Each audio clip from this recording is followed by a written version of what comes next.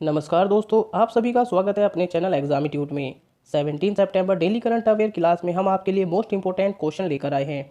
इस वीडियो से आपके एग्जाम में क्वेश्चन देखने को जरूर मिलेंगे, चाहे आपका एग्जाम किसी भी लेवल का हो। फटाफट क्लास स्टार्ट कर लेते हैं और देख लेते हैं आपके कितने आंसर सही होने वाले हैं। क्लास पसंद आए तो लाइक जरूर कीजिए और चैनल को सब्सक्राइब करना न भूलें।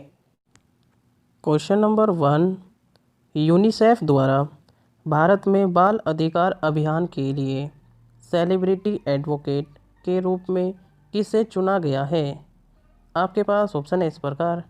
Option A Ayushmann Khurrana, option B Varun Tej, option C Vidya Balan या ऑप्शन डी सुष्मिता सेन।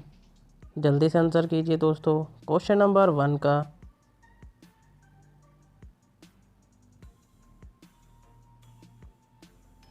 इसका सही आंसर है दोस्तों option A Ayushmann Khurrana. Detail में जान लेते हैं इसके बारे में। संयुक्त राष्ट्र की संस्था यूनिसेफ ने अपने बाल अधिकार अभियान फॉर अ वेरी चाइल्ड के लिए आयुष्मान खुराना को अपना सेलिब्रिटी एडवोकेट बनाया है। बच्चों के प्रति हिंसा को समाप्त करने की दिशा में खुराना यूनिसेफ की सहायता करेंगे। वह इस महत्वपूर्ण मुद्दे के बारे में जागरूकता बढ़ाने की दिशा में काम करेंगे, क्योंकि वर्तमान में विशेष रूप से कोविड-19 विस्तारित तालाबंदी और महामारी के सामाजिक आर्थिक प्रभाव के कारण बच्चों के खिलाफ हिंसा और दुरुपयोग का खतरा बढ़ रहा है। प्रख्यात फुटबॉल खिलाड़ी डेविड बेकहम वैश्विक स्तर पर इस अभियान का चेहरा हैं। अगले क्वेश्चन की तरफ चलते हैं दोस्तों। क्वेश्चन नंबर 2, निम्नलिखित में से कौन सा ऐसा पहला केंद्र शासित प्रदेश है जिसे शिकायत निवारण और निगरानी प्रणाली सीपी ग्राम्स के साथ जोड़ा गया है? आपके पास ऑप्शन है इस प्रकार।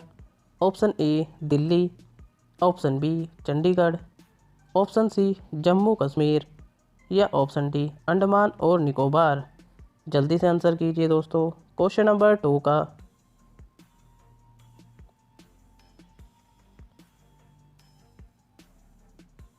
इसका सही आंसर है दोस्तों ऑप्शन सी जम्मू और कश्मीर। डिटेल में जान लेते हैं इसके बारे में। जम्मू और कश्मीर पहला केंद्र शासित प्रदेश है जिसे शिकायत निवारण और निगरानी प्रणाली सीपी ग्राम्स के साथ जोड़ा गया है, जो नागरिकों को देश के किसी भी भौगोलिक हिस्से से ऑनलाइन शिकायत दर्ज करने की सुविधा प्रदान करता है। अगले क्वेश्चन की तरफ चलते हैं दोस्तों। क्वेश्चन नंबर 3, डैश ने खान मंत्रालय की एनपीवी शुल्क माफ़ी मांग याचिका को खारिज कर दिया है। आपके पास ऑप्शन है इस प्रकार। ऑप्शन ए रक्षा मंत्रालय, ऑप्शन बी पर्यावरण मंत्रालय, ऑप्शन सी कृषि और किसान कल्याण मंत्रालय या ऑप्शन डी पर्यावरण वन और जलवायु परिवर्तन मंत्रालय। जल्दी से आंसर कीजिए दोस्तों क्वेश्चन नंबर 3 का।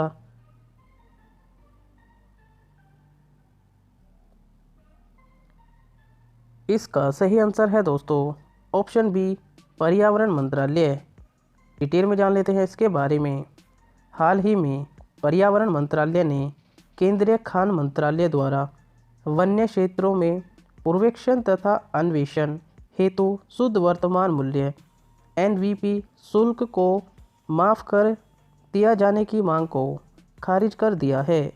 एनपीवी उस मूल्य के मौद्रिक सन्निकटक से है जो वन भूमि के किसी भाग को नष्ट किए जाने के कारण खो दिया जाता है। अगले क्वेश्चन की तरफ चलते हैं दोस्तों। क्वेश्चन नंबर 4, निम्नलिखित में से कौन सा बेसिन मीथेन ईंधन का एक उत्कृष्ट स्रोत है? आपके पास ऑप्शन है इस प्रकार।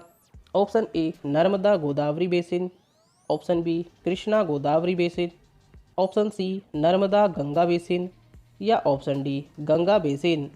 जल्दी से आंसर कीजिए दोस्तों क्वेश्चन नंबर 4 का।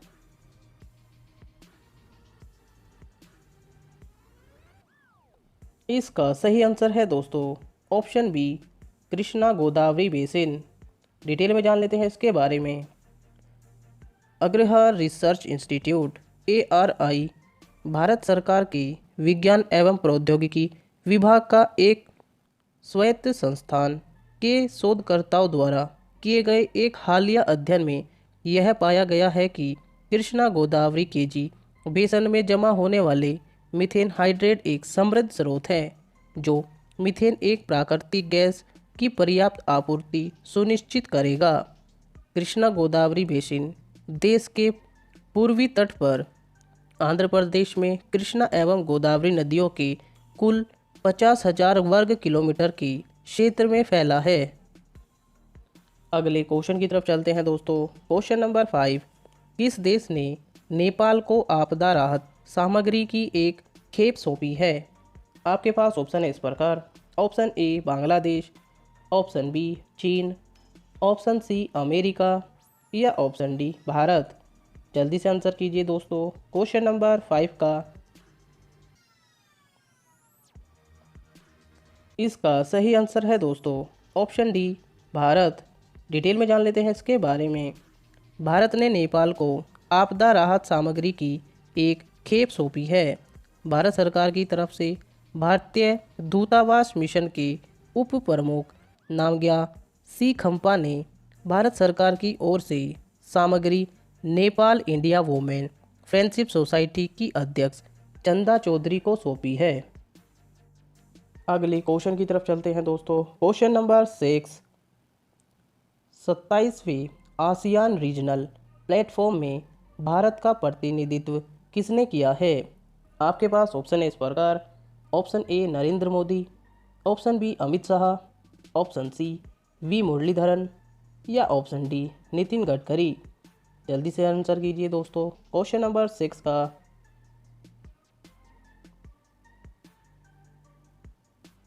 इसका सही आंसर है दोस्तों option C V Muraleedharan. Detail में जान लेते हैं इनके बारे में। 27वें आसियान रीजनल प्लेटफॉर्म में भारत का प्रतिनिधित्व वी मुरलीधरन ने किया है। इस प्लेटफॉर्म के दौरान समुद्री सुरक्षा, आतंकवाद से निपटना और कोविड-19 महामारी पर भारत के प्रयासों को साझा किया जाएगा। वी मुरलीधरन विदेश राज्य मंत्री हैं। अगले क्वेश्चन की तरफ चलते हैं दोस्तों। क्वेश्चन नंबर 7, हिंदी दिवस किस तिथि को मनाया जाता है? आपके पास ऑप्शन है इस प्रकार। ऑप्शन ए 11 सितंबर, ऑप्शन बी 12 सितंबर, ऑप्शन सी 13 सितंबर या ऑप्शन डी 14 सितंबर। जल्दी से आंसर कीजिए दोस्तों। क्वेश्चन नंबर 7 का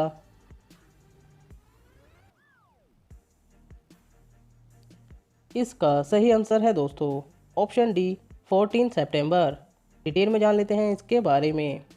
यह 14 सितंबर को मनाए जाने वाला एक वार्षिक दिवस है, जो देश भर में भारत की आधिकारिक भाषा के रूप में हिंदी का प्रचार प्रसार करने के लिए हिंदी दिवस मनाया जाता है। भारतीय संविधान के अनुच्छेद 343 के तहत देवनागरी लिपि में लिखी गई हिंदी को भारत की आधिकारिक भाषा के रूप में अपनाया गया था। भारत की संविधान सभा द्वारा भारतीय गणराज्य की 2 आधिकारिक भाषाओं में से एक के रूप में हिंदी को अपनाया गया था। जिस दिन हिंदी को भारत की आधिकारिक भाषा के रूप में अपनाया गया था, वह बेहर राजेंद्र सिन्हा का 50वां जन्मदिन भी था, जिन्हें भारतीय संविधान की मूल अंतिम पांडुलिपि में चित्रण के लिए जाना जाता है। अगले क्वेश्चन की तरफ चलते हैं दोस्तों। क्वेश्चन नंबर 8, संयुक्त राष्ट्र सुरक्षा परिषद यूएनएससी के सदस्यों ने चुनाव में रोहिंग्या की भागीदारी सुनिश्चित करने हेतु डैश से आग्रह किया है। आपके पास ऑप्शन है इस प्रकार। Option A Bharat, option B Myanmar, option C Sweden या ऑप्शन डी चीन। जल्दी से आंसर कीजिए दोस्तों। क्वेश्चन नंबर 8 का